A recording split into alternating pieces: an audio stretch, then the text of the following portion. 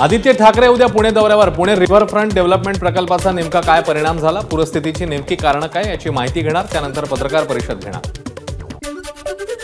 फक्त मतांसाठी मन दूषित केली जात आहेत हे चांगलं लक्षण नाही. राजकारण्यांनी याबद्दल विचार केला पाहिजे. जातीपातीत विष कालवून मत मिळणार असेल तर ते राज्याच्या भविष्यासाठी चांगलं नाही. राज ठाकरेंची प्रतिक्रिया. आपल्याकडे जमीन दिसली की विकायची एवढाच उद्योग सुरू आहे. महानगरपालिकेतील काही अधिकारी आणि राज्य सरकारमधील काही अधिकारी आणि बिल्डर्स यांच्या माध्यमातून शहरं बर्बाद होत आहेत. राज ठाकरेंचा सरकारवर आरोप. बाहेरच्या राज्यातून येणाऱ्या लोकांना तुम्ही फुकटची घरं देताय आणि या राज्यातले लोक आहेत त्यांना भीक मागतायत. मग याला काय सरकार चालवणं म्हणतात का? राज ठाकरेंचा सरकारला सवाल. पुण्यातील परिस्थितीवर मुख्यमंत्री शिंदे आणि दोन्ही उपमुख्यमंत्र्यांनी लक्ष घातलं पाहिजे. पुण्याचे पालकमंत्री इथे नसतानाही पुण्यात धरण वाहिलं. राज ठाकरेंचा टोला. पुण्यातल्या पूरस्थितीला जबाबदार ठरवत सहाय्यक आयुक्त संदीप खलाटे यांचं निलंबन. पण खलाटे यांना बळीचा बकरा बनवल्याची चर्चा. खलाटे रात्रभर एकता नगरमध्ये पूरस्थिती हाताळत होते अशी माहिती. पुणे महापालिकेचे सहाय्यक आयुक्त संदीप खलाटे यांच्या निलंबनाच्या निषेधार्थ अधिकारी आणि कर्मचाऱ्यांकडून काळ्या फिती लावून आंदोलन.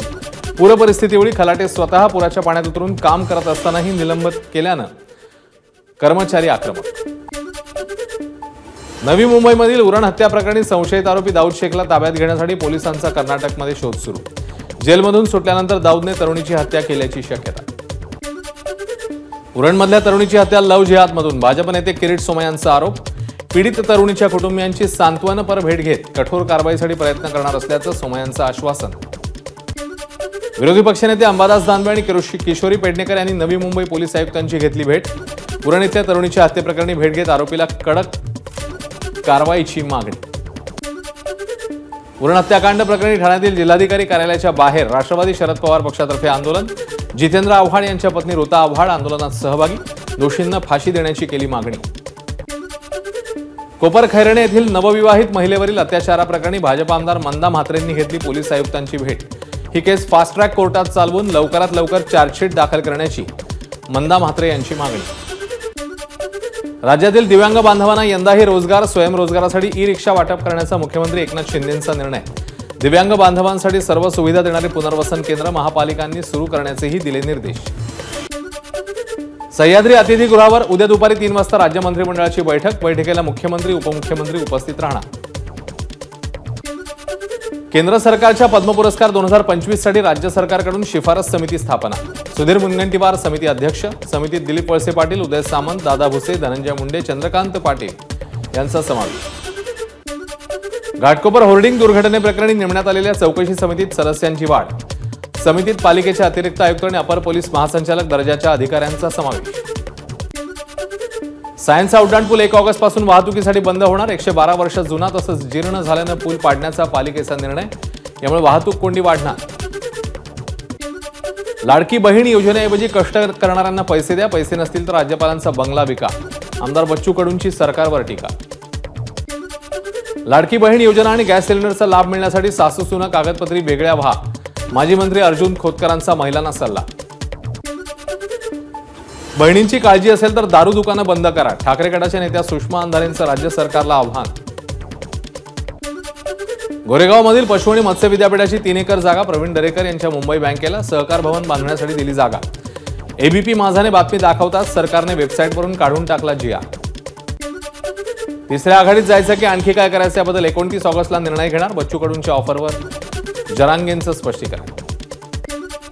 7 ऑगस्ट पासून जरांगेंच्या पश्चिम महाराष्ट्र दौऱ्याला सोलापुरातनं होणार सुरुवात. विरोध न करण्याचा मराठा समाजाचा सर्वपक्षीय नेत्यांना इशारा. उद्धव ठाकरे यांची भेट न झाल्यानं सकल मराठा समाजाचे कार्यकर्ते नाराज. उद्धव ठाकरे समोरून बाहेर पडले मात्र भेट न घेतल्यानं कार्यकर्ते नाराज.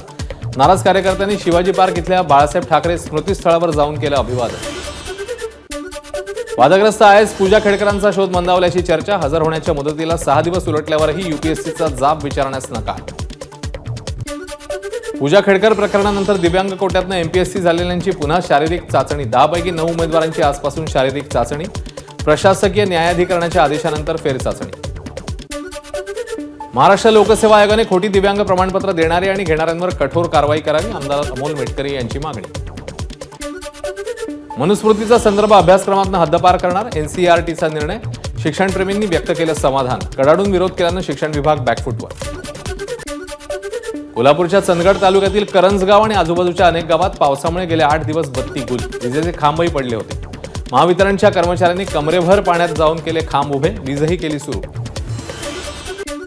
पुणे आणि परिसरात चांगला पाऊस, उजनी धरण 40% भरलं. उजनी धरणात 85 टीएमसी इतका पाणीसाठा. कोल्हापूरकरांना काहीसा दिलासा, पंचगंगेच्या पाणी पातळीत 1 फुटाची घट, पाणी पातळी 46.6 फुटांनी. सांगलीचा पुराचा धोका तुर्तास टळला. कृष्णा नदीची पाणी पातळी आणखी ओसरली. मात्र चांदोली धरण परिसरात पावसाची मुसळधार बॅटिंग.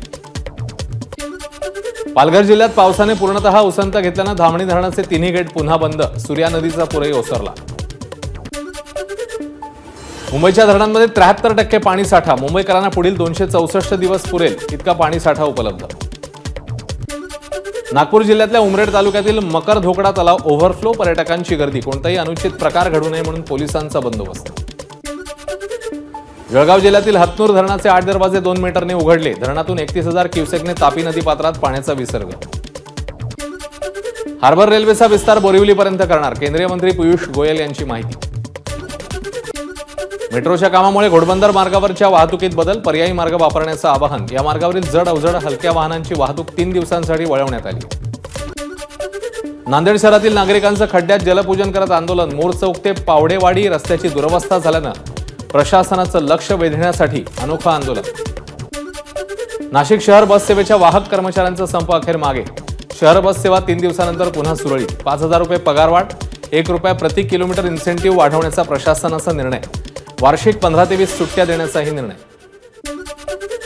नांदेड जिल्ह्यातील तामसा शहर कडकडीत बंद. मराठा समाजाला देण्यात आलेलं कुणबी प्रमाणपत्र रद्द करावं, ओबीसी समाजाची मागणी.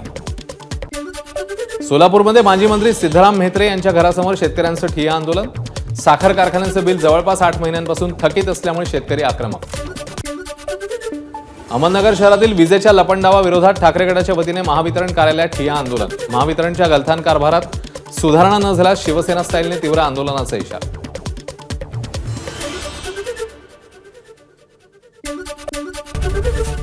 एबीपी माझा, उघडा डोळे बघा नीट.